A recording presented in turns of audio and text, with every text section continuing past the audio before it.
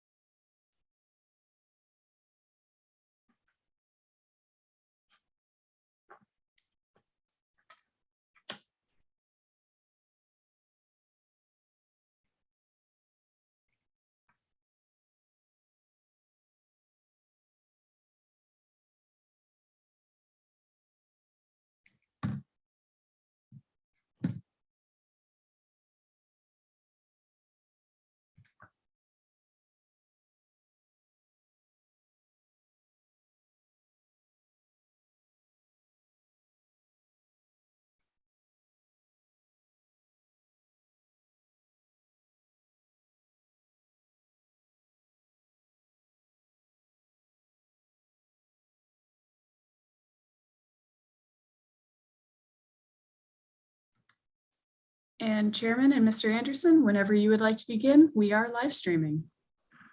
Great, thank you, Kristen. My name is Don Palmer. I'm with the EAC. I'm the chairman this term, and I'm with Christopher Anderson, who is from Seminole County, Florida. We're here to talk about National Poll Worker Recruitment Day and just some of the great things that poll workers do, not only in Seminole County, but across the state of Florida and the country.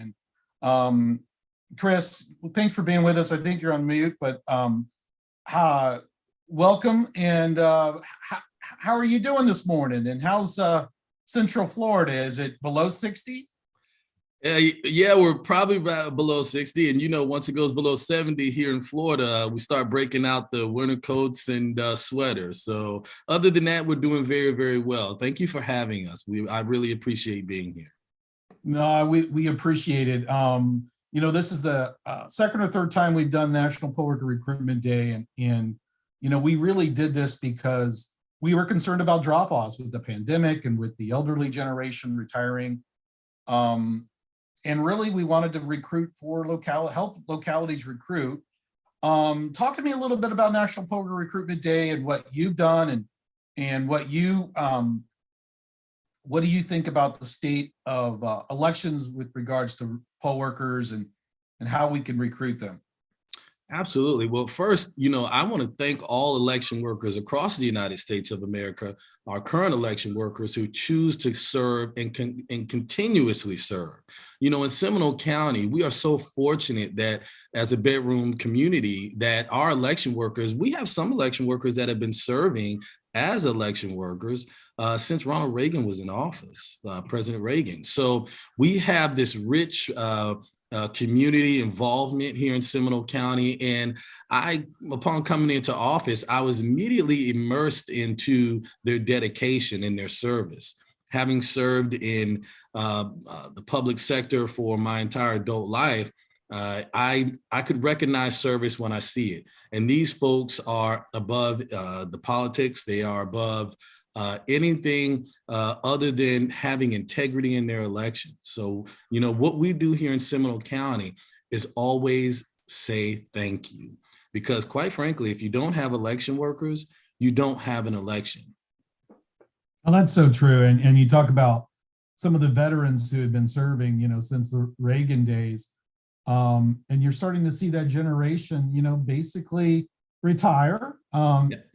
As we'll see if Tom Brady does that too, but we have, you know, we have folks retiring. And so, you know, in Seminole County, it's like, how do you recruit poll workers? I mean, how do you go about that process, you know, of getting those poll workers, that pool of people that can serve in election days? How do you go about doing that generally and getting them up to speed? Well, the first thing is that you always have to stay ahead of how society is interacting. And a lot of that is exactly what we're doing right now with technology and how we use it as far as elections are concerned. So the first thing we did is we made it easier to apply. If you go to our website at voteseminole.org, it's actually one of the first buttons that you will see. You just click on it, you fill out the electronic form, and we instantly get an email and letting us know that you're interested in serving. As a matter of fact, I remember we actually received a tweet from someone who had just signed up to be an election worker, and they were like, "This was so easy. Thank you so much." So it's really the ease of access is number one. Number two is, I think showing appreciation to your current election workers helps recruit other prospective election workers, because they know that they're automatically going to be appreciated. So we started giving out awards. And, a little healthy competition between our current staff as well. They become a team, they become a family. So when prospective election workers, they see that, they want to join. And, when you think about the narrative that takes place in the country right now surrounding elections, I believe in leveraging that and saying, hey, if you believe in integrity and safe elections, secure elections, be a part of the team that delivers that. We are the most bipartisan office in the county. We need Democrats, Republicans, NPAs, Libertarians. We need all plethora of party-affiliated voters or not to come and serve, because we need to have a bipartisan election board to serve voters. So I'm constantly promoting that and encouraging people who come to me with those concerns to come be a part of the team and join up. So, you wonder what motivates poll workers. I think a lot of it has to do with civic engagement. And absolutely. What do you think it motivates? I think most of them want to do something more than just vote and register to vote. I mean, they want to do something that they could support their county and community. What do you think?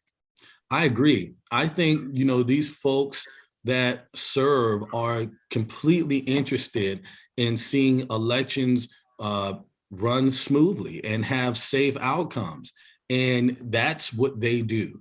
They come and they sit through our training, which is 4 hours long. They actually progress through the ranks from starting maybe as a deputy all the way to serving as an assistant clerk or clerk who's in charge of the precinct. And they take pride in what they do. They care.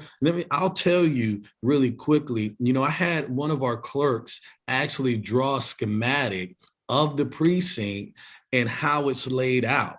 It took my breath away to see the amount of attention to detail, as I learned in the military, that these folks take their jobs extremely serious.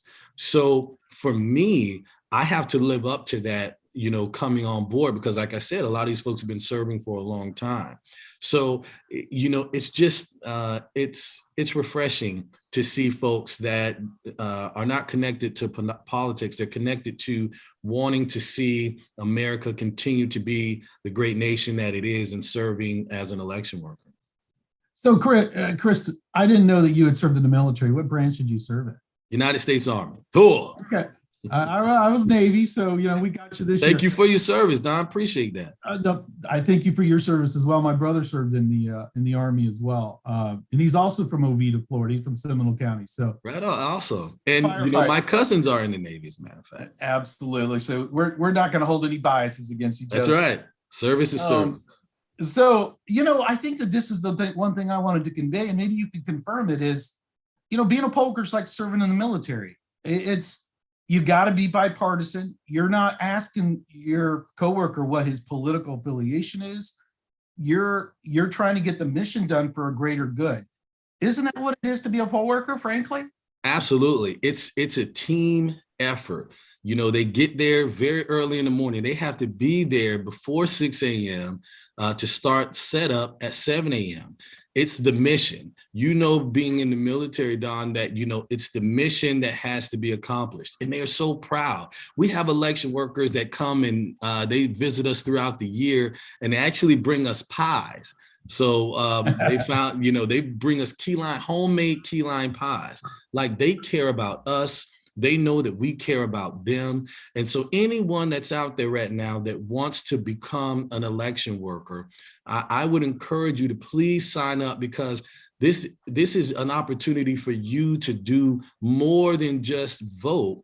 It's your opportunity to, be a part of a process that elects our leaders on every level, municipal, county, state, and federal. And you get to be on the front lines of that and making sure that it's done correctly. So please join us at voteseminole.org. So, and while you're giving the plug, I'll do helpamericavote.gov. That'll get you absolutely. There you go. Information outside Central Florida. That's the place. So let's talk about, and it occasionally happens, someone wants to participate, but they're afraid they might not be selected, or the training is going to be too hard. What do you say to those folks that are a little bit, nervous about volunteering? Can I do it? What do you say to them? Don't be. It's, you have to do the training. We want folks to do the training for every election that is in that election cycle. And it's required by law that you do that. So there's no reason to be nervous. It's a team. Everybody's going to be pulling up each other and helping you along. We do such a great job, and all of our election colleagues do such a great job of preparing the election workers for that day. And there's many different levels. You can serve as a deputy. You can serve as someone who's checking in voters, or someone that wants to watch the tabulation machine and help voters in that respect. And then you have the folks that are going to be there as leaders. So we need all types of individuals with all backgrounds to come and join up. There's no reason to be nervous. We will prepare you for the challenges ahead of you. And not to mention, a lot of these folks already come prepared from their careers that they've had in the public and private sector. So one of the things then is that I hear a lot is that it's so rewarding to be a poll worker. So you're going to put some time in training. You're going to put long hours. This is extremely rewarding, and the benefits to them is amazing. You told me offline about a couple of poll workers that reached out to you and just expressed the rewards that they found. What do you say about that? It is amazing to see how serious they take their job. They are completely dedicated to the process. They're dedicated to each other. We've got election workers that call us and even ahead of time, like, we're ready to go. When are we going to be getting our letters? Like, they're eager, they're excited. They do a potluck within the precinct. They bring food in there together. They harmonize with each other. So, and they stay in contact with each other between these elections. So it's really rewarding to see how well they care about the elections, and also how they interact and treat each other. That's very important. When they expressed some concerns when I came into office about safety.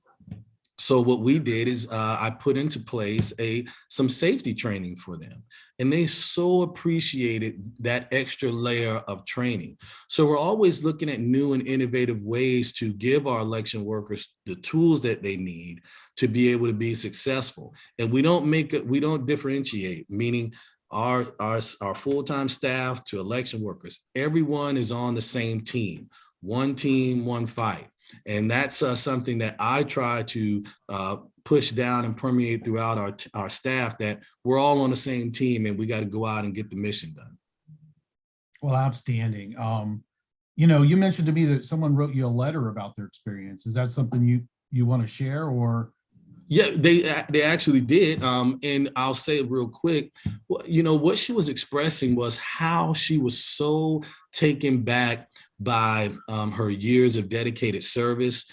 We gave her an award. That's something that I wanted to institute as well. When she let us know that she was going to be moving on, I wanted to show her and everyone else that we care about your dedication to service. And here's a reward to that you can look back on. You can hang it up on your wall and say, I did that.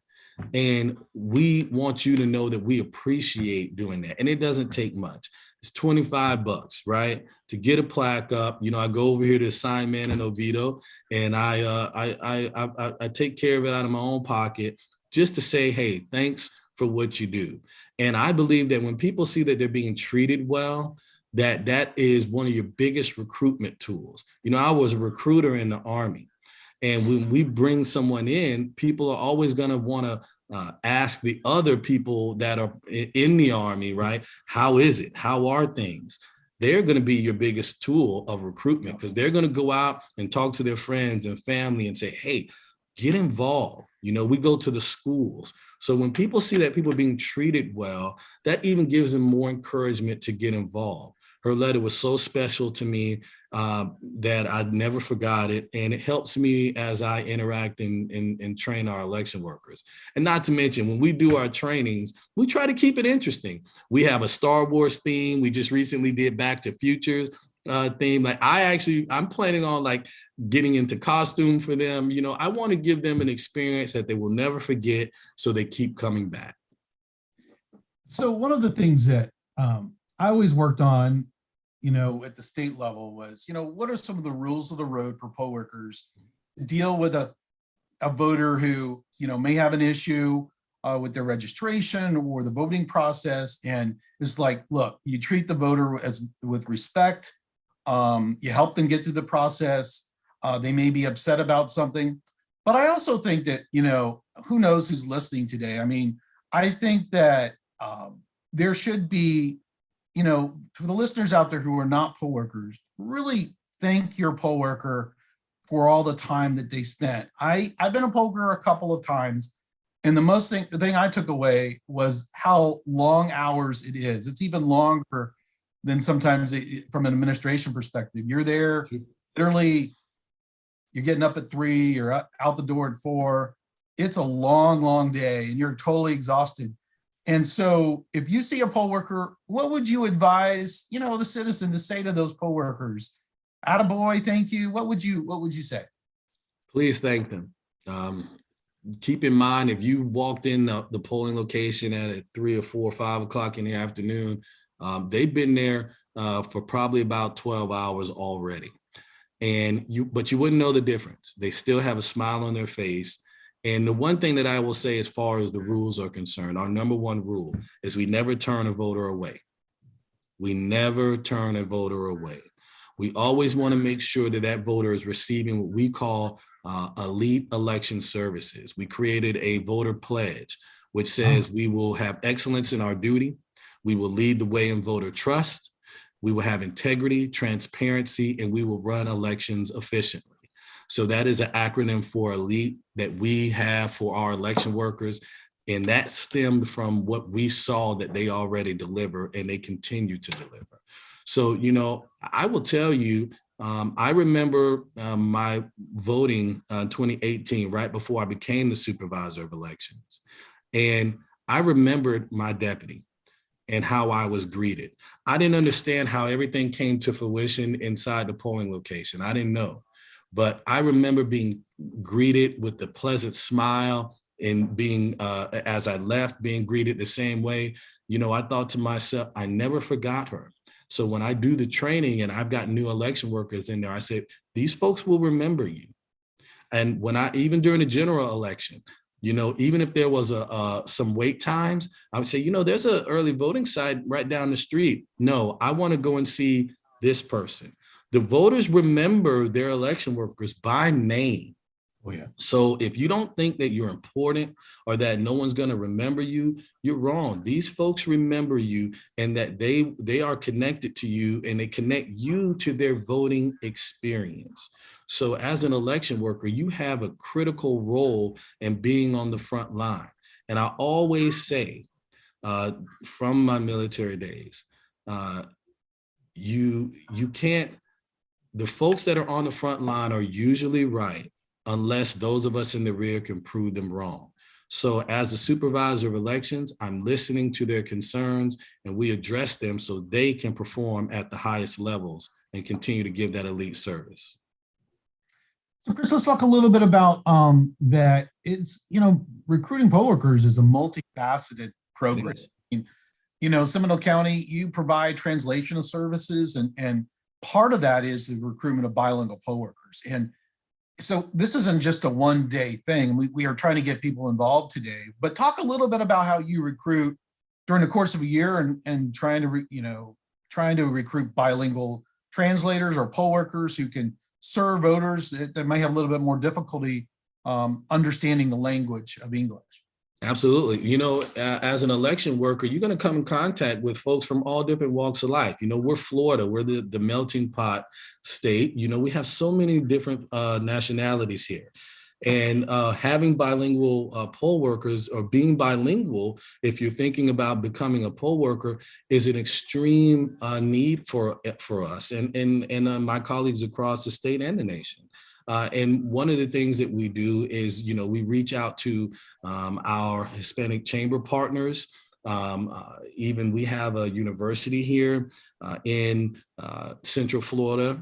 It's in Orange County, but it services the Central Florida area. I've gone there and spoke. And that is our way of continuously reaching out to those communities to produce those bilingual election workers, because we need them. As a matter of fact, it's required by law that we have one in every polling location and early voting site. And, so please, if you're out there and you're on the fence, I hope I say something today that encourage you to not just sign up here in Seminole, but across the country to give those services, because it's not helping us as much as it's helping those voters that may have a language barrier and need some more assistance. And the way the rules work is, if a voter needs assistance, we are required to give them 2 election workers of different party affiliations to come together and help that voter. So your party affiliation is just as relevant as you being bilingual. So it's the constant reaching out. It's the constant recruitment of election workers being bilingual.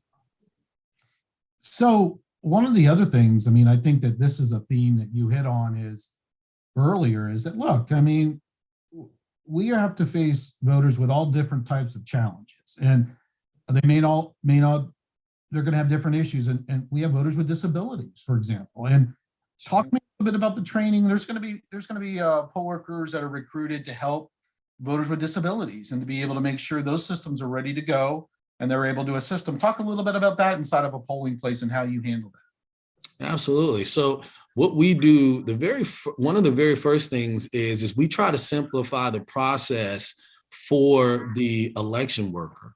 We always say we take the guesswork out of it. So our election workers have a very clear instructions on how to handle everything, to include setting up the machines. We have an ADA compliant machine that we are required to have by law, which is the express vote. So there are checklists and procedures that the election worker has to follow in setting up that machine and in the use of that machine. So our job, first and foremost, is if we complicate the situation and explain it to them, we can't really expect them to be able to operate it efficiently. So we want to make sure that we take the guesswork out, give them the tools that they need to have a smooth process and transition as they explain it to the voter. And we haven't had any issues with that. And we also elicit feedback. We send out a poll worker survey. We want to hear your feedback. What can we do better? Is there something that you need? Can we address things in a different way? It's really a nice balance of listening to the election workers, addressing their needs. So when it's time to put the show on the road and get voters voting, they have the tools that they need, and they have the directions that are explained without them having to guess. So we have a few more minutes. I wanted to talk a little bit about, some folks primarily vote on election day, but Florida and a lot of other states, they'll have a couple of weeks of early voting. And so as a poll worker, you may be able to do more than just one day. You want to talk a little bit about that and how that can actually help, because, doing something one day where perhaps the crowds aren't so bad, right, will help you down the road. But you want to talk a little bit about early voting and how you have poll workers for that purpose as well. Absolutely.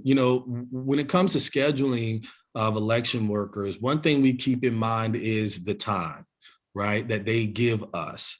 So we want to make sure that we utilize the time correctly in scheduling. So, when you talk about early voting, That goes back to what I said previously about making sure that election workers are actually taking part in elections. So let's use a presidential election cycle where you're going to have 3 elections that year: the presidential preference, the primary, and the general.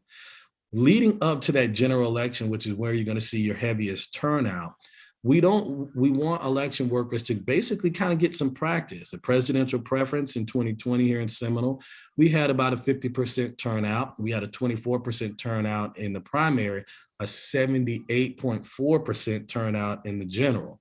So we want to kind of give you an idea of what it's going to look like and not just throw you into that big general election, because it's a lot. I actually served as an election worker.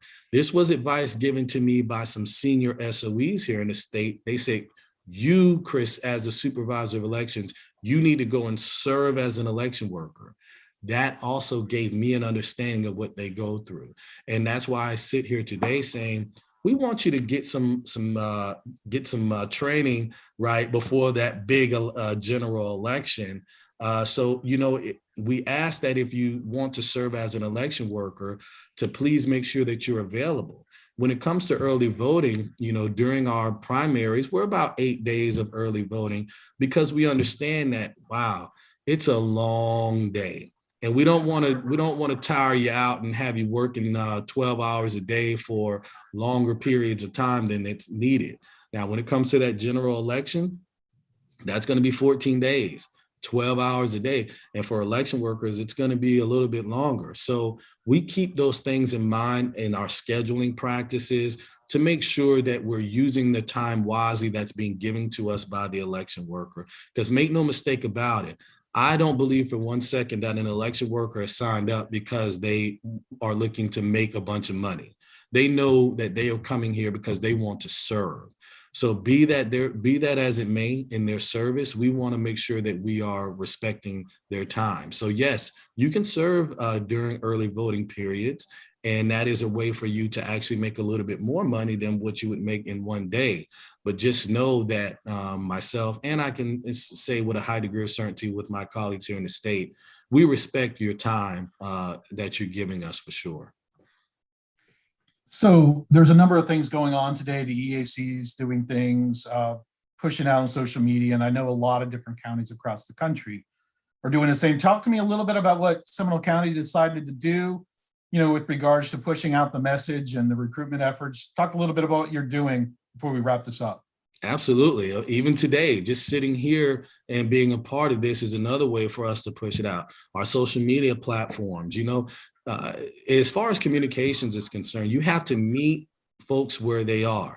And, social media platforms is very heavily trafficked by the general public. So it's a very inexpensive way to kind of get our message in front of them. And that in part is with election worker recruitment. So you're going to see a pretty heavy presence. Hey, you never know. I may decide to do a little TikTok video today to recruit election workers, because, we utilize equipment like iPads, and we have our tabulators, and, we want to attract. One thing I will say is, when I came on board, I remember an election worker saying, "Hi, Chris, it's very nice to meet you. Do not get rid of our iPads."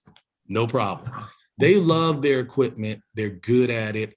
And we want to attract people that have some knowledge of how to use it. So I can't promise you that I'll do a TikTok today, but who knows? We'll see. But I'm constantly trying to reach out to individuals and get them interested in service to their country. Well, I want to thank you for joining us today. Too bad we can't do the fist bump, but we're doing this virtually, and a little bit of coffee. But we'll do this again. And absolutely. Your efforts recruiting poll workers for Seminole County, Florida, which is just beside Orange County in Central Florida. It's where I was where I grew up and went to high school. So thank you, Chris, and you have a good day and good week, and we'll touch base later to see how the efforts went. Well, thank you very much again for having us. I'd like to thank you and everyone at the EAC for helping us push out these messages and pushing out your own message. Thank you for everything that you're doing, because we always need election workers. We're constantly looking for a few good men and women that are ready to serve and want to put everything above that and make sure that our elections are safe and secure and available to everyone. So thank you for having us, and we look forward to seeing you when you come back here to Seminole County. Please come by and visit. Thank you, Chris. Thank you. Thank you. Have a good day.